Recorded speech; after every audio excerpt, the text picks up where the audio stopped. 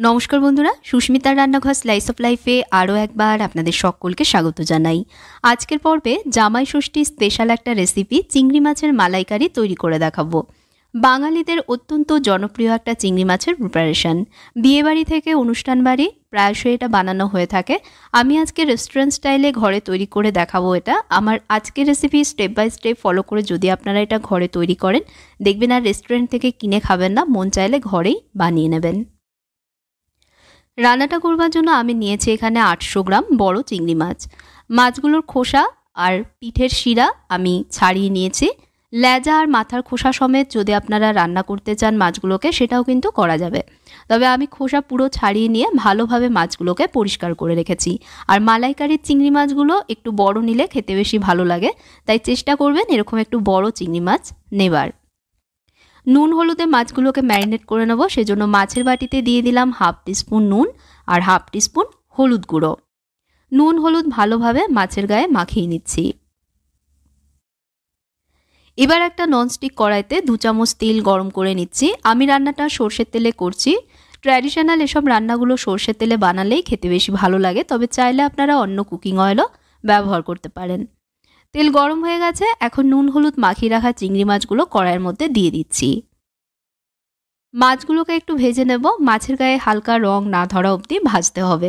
খুব বেশি সময় ধরে চিংড়ি মাছ ভাজলে শক্ত রাবারের মতন হয়ে যায়, তাই অতিরিক্ত বেশি সময় ধরে মাছগুলো ভাজবেন না, জাস্ট হালকা একটু ভেজে নিলেই হবে।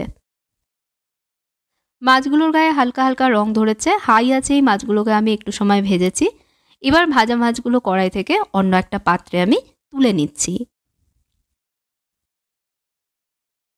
কড়াইতে দিচ্ছি আরও 2 চামচ তেল। তেলের মধ্যে ফোড়নে দিচ্ছি 2টো তেজপাতা, একটা বড় এলাচ, 2টো ছোট এলাচ আর একটা দারচিনি। ফোড়নটাকে হালকা একটু ভেজে নিয়েই দিয়ে দিচ্ছি এর মধ্যে পেঁয়াজ বাটা। 2টো মাঝারি মাপের পেঁয়াজ এখানে আমি একসাথে বেটে নিয়েছি। পেঁয়াজ বাটায় জলের ব্যবহার করিনি, জল ছাড়াই বেটেছি। পেঁয়াজ ভেজে নেব। পেঁয়াজের মধ্যে ময়েশ্চার শুকিয়ে না যাওয়া অবধি ভাজতে হবে, যাতে পেঁয়াজের কাঁচা ভাবটা চলে যায়। গ্রেভি যাতে একদম স্মুথ তৈরি হয় সেজন্য আমি পেঁয়াজ বেটে নিয়েছি, তবে পেঁয়াজ স্লাইস করে কেটে নিয়েও রান্নায় দেওয়া যাবে। হাই আঁচেই আমি ভেজেছি। পেঁয়াজ আমার ভাজা হয়ে গেছে, দেখুন পেঁয়াজের মধ্যে জল শুকিয়ে গেছে আর পেঁয়াজে হালকা বাদামি রঙও চলে এসেছে। এখন এর মধ্যে দিয়ে দেব আদা রসুন বাটা।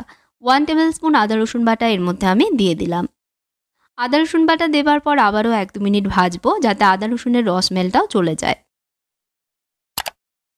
1-2 মিনিট ভেজেছি, রস স্মেল চলে গেছে। এবার দিয়ে দেবো এর মধ্যে টমেটো বাটা।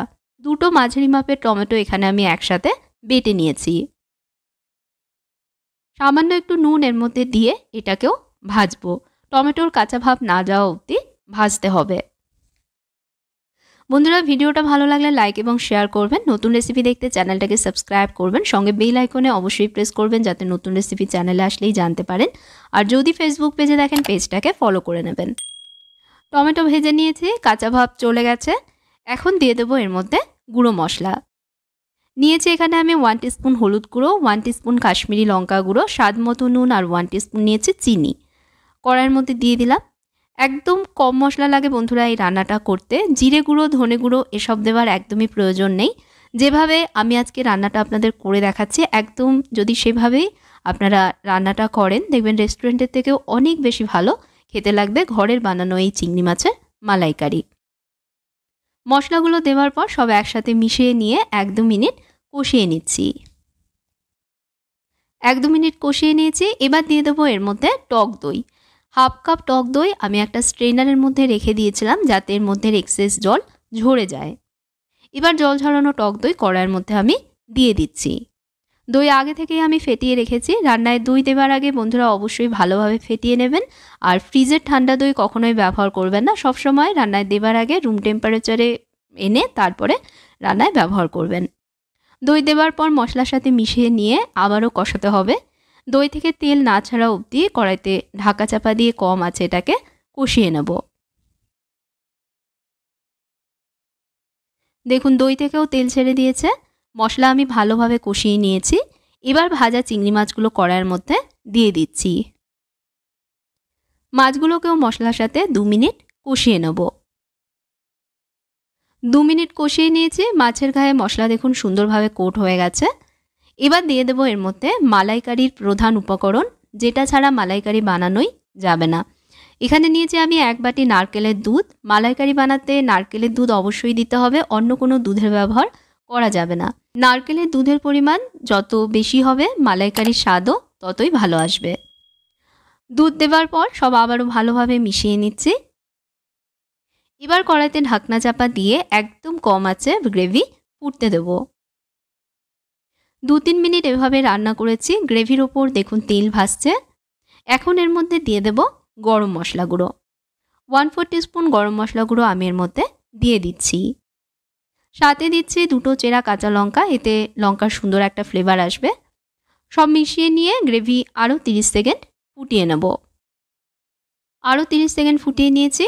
এবার সবশেষে দিয়ে দেবো এর মধ্যে 1 টিস্পুন ঘি। ঘি দেওয়ার সাথে সাথে গ্যাস বন্ধ করে দিয়ে গ্রেভির ঘি মিশিয়ে নিয়ে 5 মিনিটের জন্য স্ট্যান্ডিং টাইমে এটাকে ঢাকা দিয়ে রাখবো। 5 মিনিট পর আমি এটাকে একটা পাত্রে তুলে নিচ্ছি। তৈরি হয়ে গেল একদম অনুষ্ঠান বাড়ির বা রেস্টুরেন্ট স্টাইল চিংড়ি মাছের মালাইকারি। গরম ভাতের সাথে দুর্দান্ত খেতে লাগে। আসন্ন জামাই ষষ্ঠীর দিন আপনারা এটা বানিয়ে জামাইকে খাওয়াতে পারেন। আশা করছি এভাবে বানিয়ে খাওয়ালে সকলেরই ভীষণ ভালো লাগবে। ভিডিওটা কেমন লাগলো জানাবেন। ভালো লেগে থাকলে লাইক এবং শেয়ার করবেন, আর আমার চ্যানেলটাকে সাবস্ক্রাইব করতে ভুলবেন না। যদি ফেসবুক পেজে দেখেন পেজটাকে ফলো করে নেবেন। আজকের মতন বিদায় নিচ্ছি তাহলে। আপনারা ভালো থাকবেন, ভালো রাখবেন। ধন্যবাদ।